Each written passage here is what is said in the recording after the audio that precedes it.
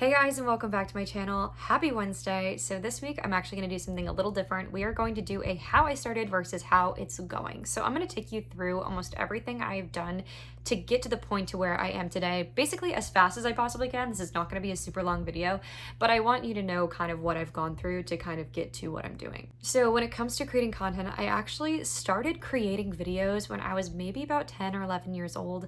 I was obsessed with being able to tell a story via camera.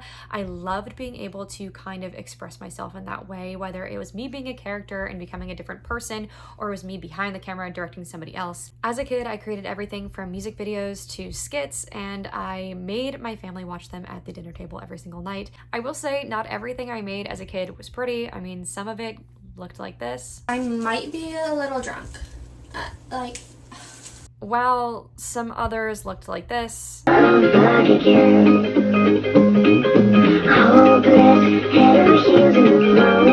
kicker is a lot of them looked like this.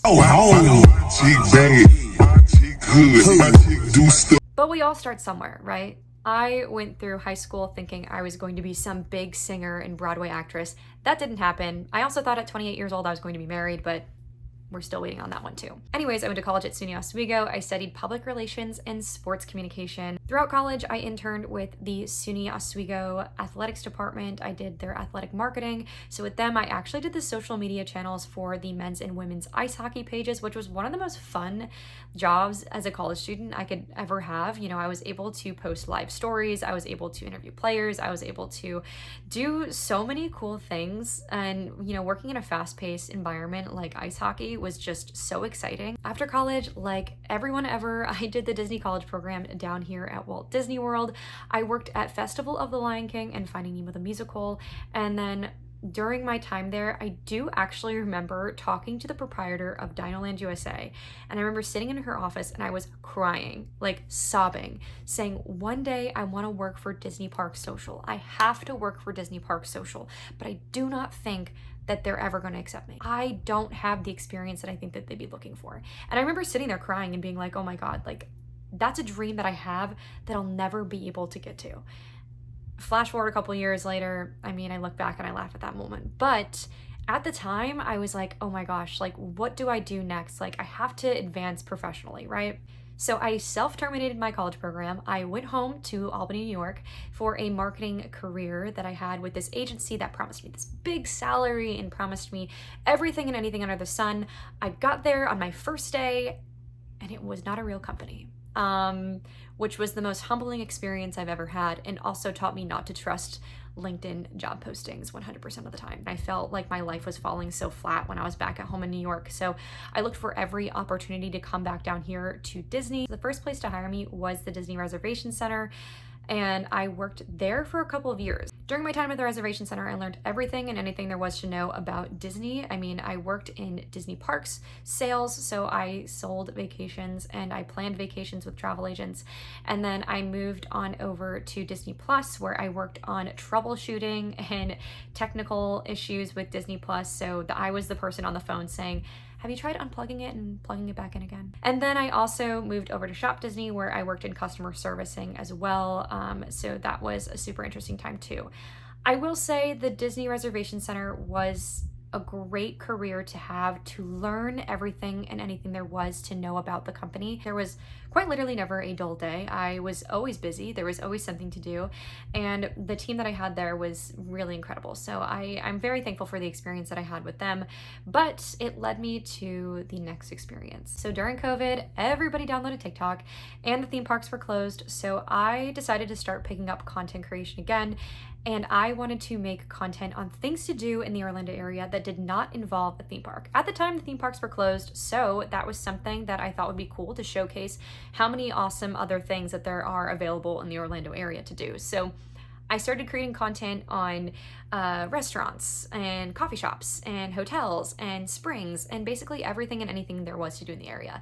From there, my TikTok kind of blew up out of nowhere. It was the craziest thing I've ever seen. With that, I built a portfolio as a content creator in Orlando. That means I worked with other marketing agencies that had me go out and work with their clients like Margaritaville and like Marriott. With that being said, I used all of my content creator experiences to build a portfolio on my TikTok channel and kind of create a little bit of a lookbook of what I can do when I apply to future jobs. Luckily for me, there was a role opening at the Disney Parks social media team as a social media content coordinator, which was a job that quite literally changed my life. I did not think I had a chance. I mean, if we flash back to my CP and I'm sitting there in my proprietor's office crying, saying that I will never work in Disney Park Social. And then they offered me a job on the team from experiences that I created myself and a portfolio that I created by myself was one of the most surreal things in the world. And when I tell you that working on the Disney Park Social team was one of the best jobs I've ever had in my entire life,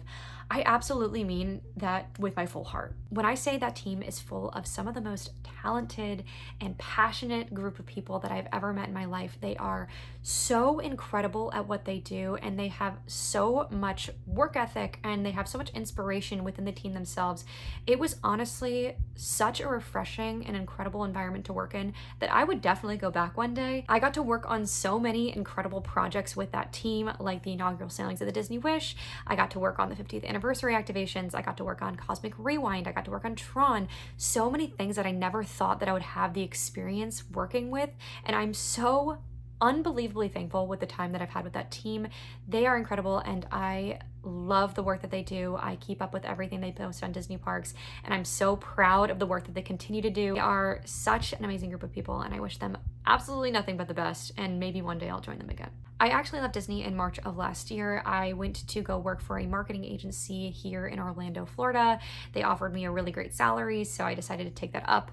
With that marketing agency, I kind of oversaw both creative and social media management activations that we had. Unfortunately, in July of last year, they did have to lay me off, but that's where I will end with that. You know, things happen. Life happens, things happen.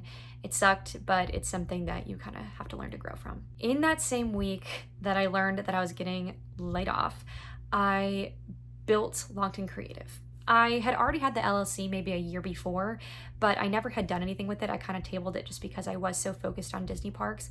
So I didn't really do much with it, but now is my time to actually go forth and kind of take a hold of a dream that I've had for a really long time.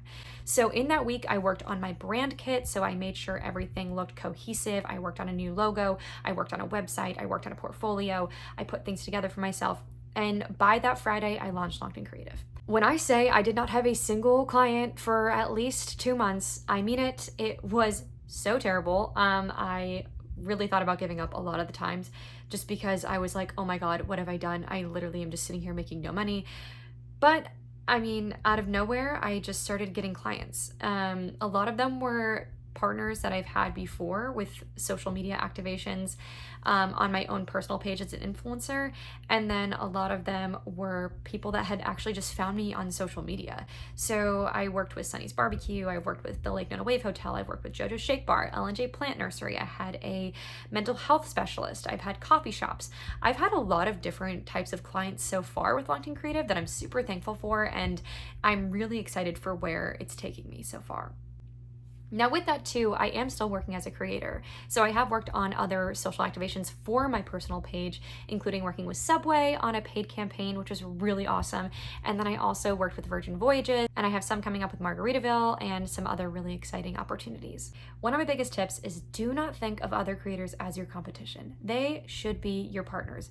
Honestly, being a creator, you should be as collaborative as possible. Build a network and build a community. Even if TikTok were to disappear tomorrow, or Instagram, I'm not saying Instagram's gonna disappear, but if it did, what do you have if all you do is just work for yourself?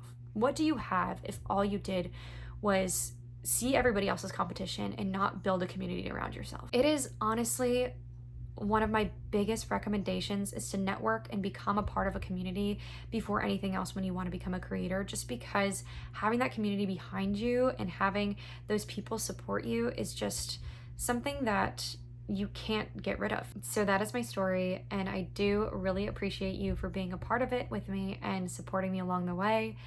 Thank you for joining this week, and as always, I will see you next Wednesday.